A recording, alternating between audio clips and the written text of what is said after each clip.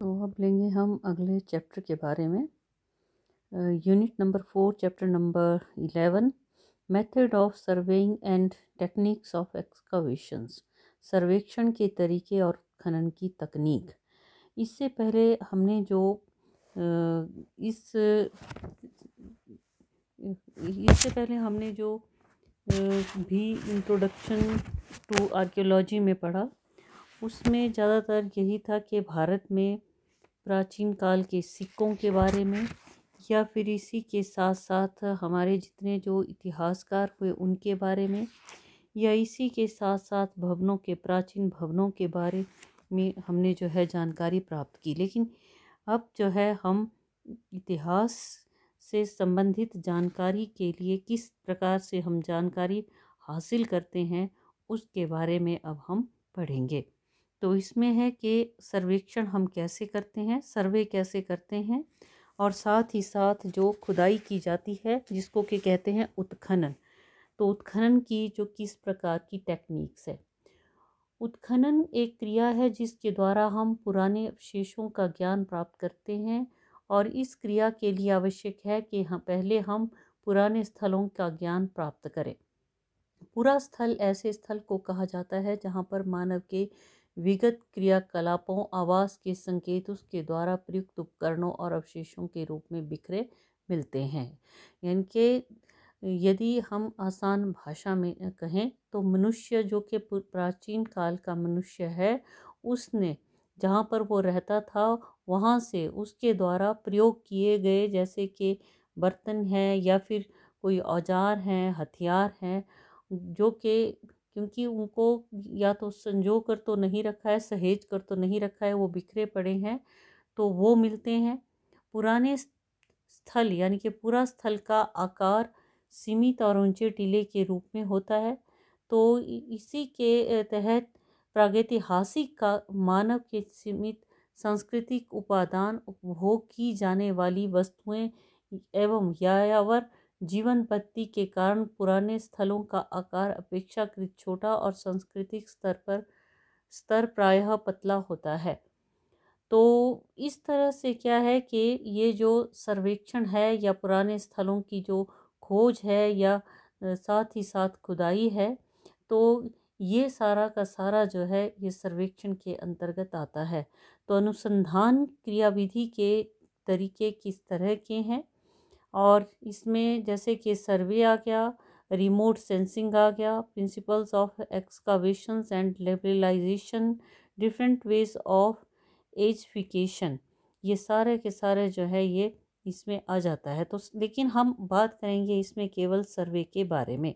किसी भी स्थल के उत्खनन से पहले उस जगह का सर्वे करना बहुत ही आवश्यक है, ताकि पता चल सके कि वह स्थल कहाँ, जहाँ उत्खनन मतलब आसान भाषा में मैं कहूँ तो खुदाई का कार्य होना है, वो कितना बड़ा है, वहाँ की भौगोलिक स्थिति कैसी है, रेगिस्तानी है, पहाड़ी है, जंगली है, समतल है, सूखा है, दलदली है, इन सभी बातों का ध्यान रखा जाता है। क्योंकि अलग अलग भौगोलिक क्षेत्र में खुदाई के अलग अलग तरीके इस्तेमाल में लाए जाते हैं। सर्वेक्षण हमेशा यथार्थ पर आधारित होना चाहिए, न कि अनुमान पर। सच के ऊपर आधारित होना चाहिए, ऐसा नहीं कि अनुमान लगाया। अनुमानित सर्वेक्षण हमेशा गलत जानकारी देता है, जबकि सर्वेक्षण स्थल के प्रत्येक हिस्से की जानकारी प्रदान करता है। इसलिए उत्खननकर्ता सर्वेक्षण को इतना महत्व देते हैं। सर्वेक्षण के लिए काफ़ी सारे उपकरणों और लोगों की ज़रूरत हो सकती है, और एक दिन का काम नहीं होता, कई दिन भी लग जाते हैं, कई वर्ष भी लग जाते हैं, तो जितना बड़ा स्थल होगा उतना बड़ा सर्वेक्षण होगा। अब बात आती है कि वाई सर्वे इज़ इम्पॉर्टेंट, सर्वेक्षण क्यों महत्वपूर्ण है। स्थल की भौगोलिक स्थिति का इससे पता चलता है, यह निश्चित हो जाता है कि स्थल का आकार कितना है। उत्खननकर्ता ये निश्चित करना चाहते हैं कि वह सारी जगह पर खुदाई कर रहे हैं, तो ये इसलिए सर्वेक्षण जरूरी है। सर्वेक्षण के आधार क्या हैं। सर्वेक्षण के आधारों के बारे में अब हम लेंगे। तो क्या क्या इसके आधार हैं। तो सर्वेक्षण के जो आधार हैं इसमें है सबसे पहले प्राप्त अवशेष। कई बार किसी जगह से अचानक ही या घटनावश कुछ पुराने अवशेष प्राप्त हो जाते हैं, तो खुदाई करता इन अवशेषों के आधार पर इस स्थल का सर्वे करवाते हैं ताकि उनके जैसे और अवशेष प्राप्त किए जा सकें। तो जैसे कि सिंधु घाटी की सभ्यता की हम बात करें उदाहरण के लिए, तो वहाँ पर भी अचानक ही कुछ अवशेष मिल गए और उसके पश्चात ही उसका जो है एक प्रकार से पूरा सर्वेक्षण करवाया गया। दूसरा है लिटरेरी सोर्सेज, यानी कि लिखित स्रोतों के आधार पर।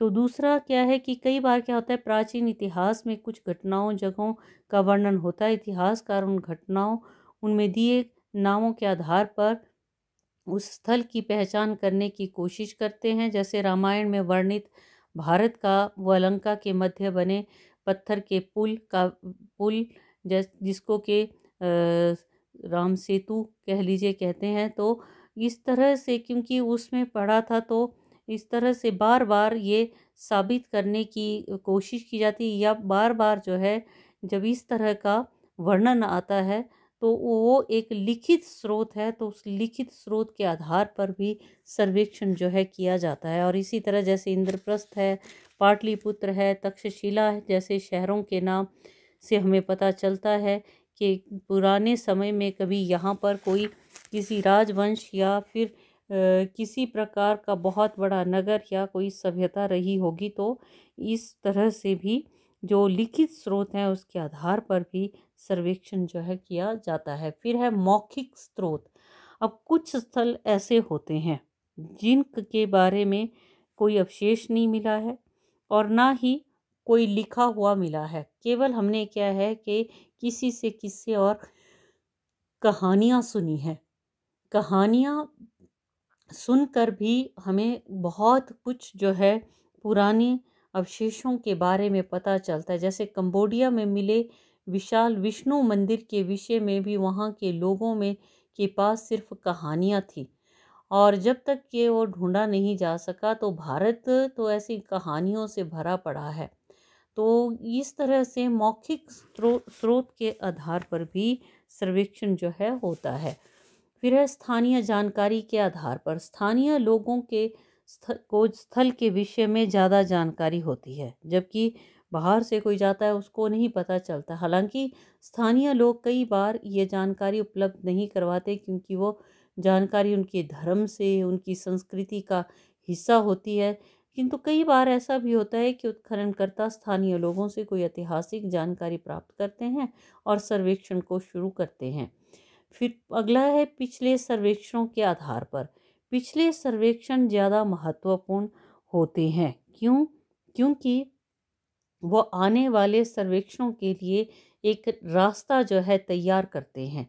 सिंधु घाटी की सभ्यता की हम बात करें तो सिंधु घाटी की सभ्यता में इस तरह के कार्य हमें बड़े पैमाने पर देखने को मिलते हैं, और इस तरह से पिछले सर्वेक्षणों के आधार पर भी सर्वेक्षण जो है होता है। फिर है पूर्व में किए गए उत्खनन। पूर्व मतलब जो पीछे किए गए जो सर्वेक्षण है या उत्खनन है, तो उससे भी हम जो है सर्वेक्षण कर सकते हैं। हड़प्पा सभ्यता के नगरों की खोज, वहाँ अवशेषों की खोजें इसी तरीके से की गई है।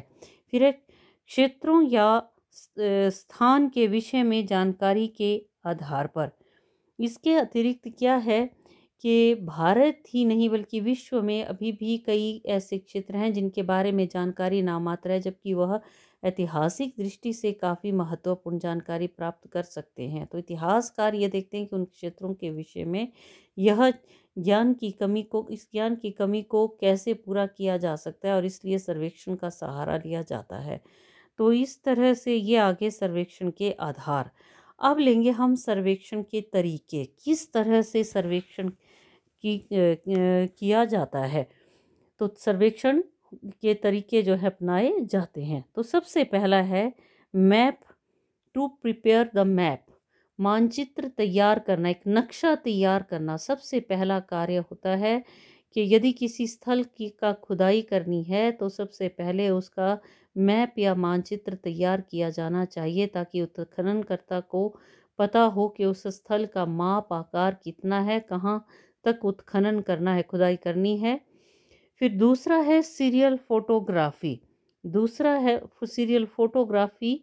सर्वेक्षण का ये बहुत अत्याधुनिक तरीका है और जिसका इस्तेमाल आजकल हर उत्खननकर्ता करता है। तकनीक इतनी विकसित हो गई है कि आजकल सबसे पहले उस स्थल का सैटेलाइट के द्वारा चित्र लिए जाते हैं ताकि आकार का पता चल सके। फिर उसके बाद उस स्थल में को जो प्राप्त अवशेष हैं, चाहे कोई इमारत है, कुआं, नालियाँ, सड़क, हर अवशेष का चित्र लिया जाता है ताकि उनकी वर्तमान स्थिति का पता लग सके। तीसरा है क्षेत्र का पैदल सर्वेक्षण का तरीका। जिस स्थल में रास्ता अच्छा हो वहाँ उत्खननकर्ता द्वारा दिए संकेत या टीम के साथ पैदल सर्वेक्षण करना एक उत्तम तरीका माना जा सकता है। इस तरह से ज़मीन के ऊपर पड़े पुरातात्विक अवशेष ढूंढे जा सकते हैं। इस तरह का तरीका खास करके कृषि व पाषाण से संबंधित अवशेषों को ढूंढने में इस्तेमाल किया जाता है। आजकल तो उत्खननकर्ता साथ में मेटल जो डिटेक्टर है उसको भी या जीपीएस को भी ले सकते हैं, जिन्होंने पुरातात्विक खोजों को बहुत ही सरल बना दिया है। मतलब इस तरीके से जीपीएस से या फिर जो मेटल डिटेक्टर है उससे बड़ी आसानी से जो है खोज की जा सकती है। जीपीएस से तो उपकरणों या अवशेषों की सही स्थिति, आकार को रिकॉर्ड किया जा सकता है। फिर है एक और विशेष तौर पर जो तरीका है जिसको कहते हैं कि किसी की यदि निजी संपत्ति है तो उसको घूसपैठ करना। तो घूसपैठ सर्वेक्षण कई बार क्या होता है कि इतिहासकार को जानकारी मिलती है कि किसी स्थान पर कोई पुरातात्विक अवशेष हो सकता है, तो इसलिए उत्खननकर्ता उस स्थल पर इस तरह का सर्वेक्षण करते हैं। ये स्थल या तो किसी की निजी संपत्ति भी हो सकती है, तो कई बार उनकी आज्ञा लिए बिना या आज्ञा लेकर उस स्थल की फोटोग्राफी की जाती है और पता लगाया जाता है कि वहाँ अवशेष है भी या नहीं। तो ये घूसपैठ सर्वेक्षण इसको नाम दिया गया। फिर है गहन और विस्तृत सर्वेक्षण। गहन और विस्तृत सर्वेक्षण वो होता है जिसमें स्थल में मिले सभी अवशेषों जैसे कि धातु है, लकड़ी, अनाज, हड्डियों के अवशेष, मृत प्राय पाषाण अवशेषों की गहनता से अध्ययन किया जाता है और इसमें हर अवशेष का गहनता से विश्लेषण होता है। इसमें समय और पैसा दोनों लगता है। तो विस्तृत सर्वेक्षण वो होता है जिसमें संपूर्ण क्षेत्र की महत्वपूर्ण जानकारी दी जाती है, जैसे क्षेत्र का आकार, प्रकृति, भूगोल, मानचित्र इत्यादि। फिर अगला है एकाग्र या सप्रयोजन सर्वेक्षण। कभी कभी उत्खननकर्ता किसी एक ही प्रकार के तत्वस्थल, अवशेष या सामग्री को ढूंढना शुरू करता है। यही एकाग्र या सप्रयोजन सर्वेक्षण कहलाता है। जैसे कोई मंदिर या किला जिसकी आज की सही स्थिति ज्ञात न हो, या कोई स्तूप है जिसका वर्णन तो साहित्य में हो मगर आज कहाँ है ये जानकारी प्राप्त न हो। हंसांग ने हिमालय क्षेत्र में कई स्तूपों के होने की बात कही है, किंतु आज काफ़ी कम स्तूप प्राप्त होते हैं। इसी तरह की जानकारियों को हासिल करने या उन खोए हुए पुरातात्विक अवशेषों को ढूंढने के लिए एकाग्र व सप्रयोजन सर्वेक्षण किया जाता है। तो इस तरह से ये तरीके एक प्रकार से विभिन्न तरीके हैं सर्वेक्षण के लिए। अब बात आती है कि खोजी कौन होता है, who should be the discover. मतलब खोज करने वाला कौन हो सकता है। क्या खोज करने वाला केवल एक इतिहासकार ही होता है? नहीं, खोज करने वाला इतिहासकार ही नहीं, कोई भी हो सकता है। और ये माना कहा जाता है, जैसे कि एक उदाहरण दिया गया है कि गंगा घाट के पंडित थे जिनका नाम था पंडित सीताराम उपाध्याय, और ये कचहरी घाट पर गांजा का दम लगाए पड़े रहते, पर अपने मित्रों के को साथ लेकर इनकी रुचि थी जैसे कि घूम घूम कर जो है खोज इत्यादि करना। तो बक्सर जो बिहार का चप्पा चप्पा घूम गए थे ये, और अपने प्रभाव तथा साधनों से वहाँ की पुरातात्विक सामग्रियों को एकत्रित कर एक भव्य संग्रहालय बनाया।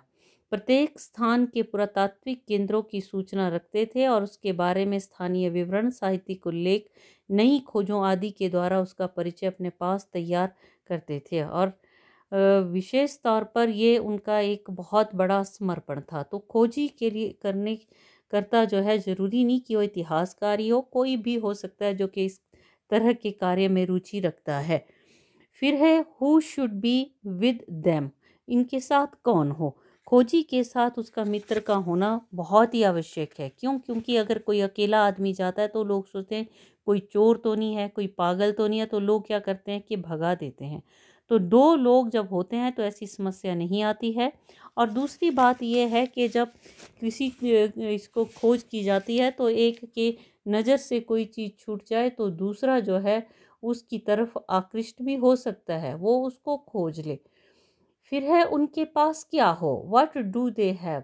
खोजी या अन्वेषक के लिए आवश्यक है कि अपने साथ अपना परिचय स्थापित करने के लिए प्रमाण पत्र या किसी परिचित का पत्र रखना, कि उसे लोग चोर उचक्का गोपनीय जानकारी यानी कि कोई जासूस न समझें। तो उसके लिए उसको क्या रखना चाहिए, अपना आइडेंटिटी एक कार्ड जो है रखना चाहिए। साथ ही इसलिए ताकि वहाँ के लोग उसको सहयोग दें। उसके पास एक उस स्थान का मानचित्र मैप भी होना चाहिए, भले ही हाथ से बना हो, ताकि उसमें पुरातन स्थानों का संकेत बना सके। उसके साथ टेप या फीता होना चाहिए जिससे मिली हुई सामग्रियों या टीले का माप जोक कर सके। साथ में नोटबुक उसके पास हो और जो कुछ भी वो देखे उसे लिख सके। उसके पास यदि एक कैमरा हो तो और भी अच्छी बात है। बहुत सी ऐसी चीज़ें होती हैं जिनका कि चित्र लेना पड़ता है, क्योंकि अन्वेषक की रुचि देखकर गांव वाले पड़ी सामग्रियों को महत्वपूर्ण मानकर उसे हटा देते हैं। कुछ पॉलीथीन के लिफाफे, कार्ड, सुतली, बड़े बैग होने चाहिए। और साथ ही साथ क्या है कि सतह के ऊपर जो छिटकी बिखरी छोटी चीज़ें हों उन्हें उठाकर वो लिफाफे में भर सके। कागज़ पर उसके प्राप्त स्थान, परिवेश, उसके विषय में अपने द्वारा की गई पहचान, लोगों से प्राप्त विवरण आदि का उल्लेख करके उसके साथ उसे बांध दे। यदि एक छोटी खुरपी या खंती हो तो सामने की गढ़ी सामग्री को आसानी से निकाला जा सकता है। ऐसे हाथ से ज़बरदस्ती करने पर वो टूट भी सकती है। फिर इन सभी को एक बैग में भरकर बांध देना चाहिए ताकि वो सुरक्षित रहे। फिर है what detail should the investigator prepare. अन्वेषक क्या विवरण तैयार करे।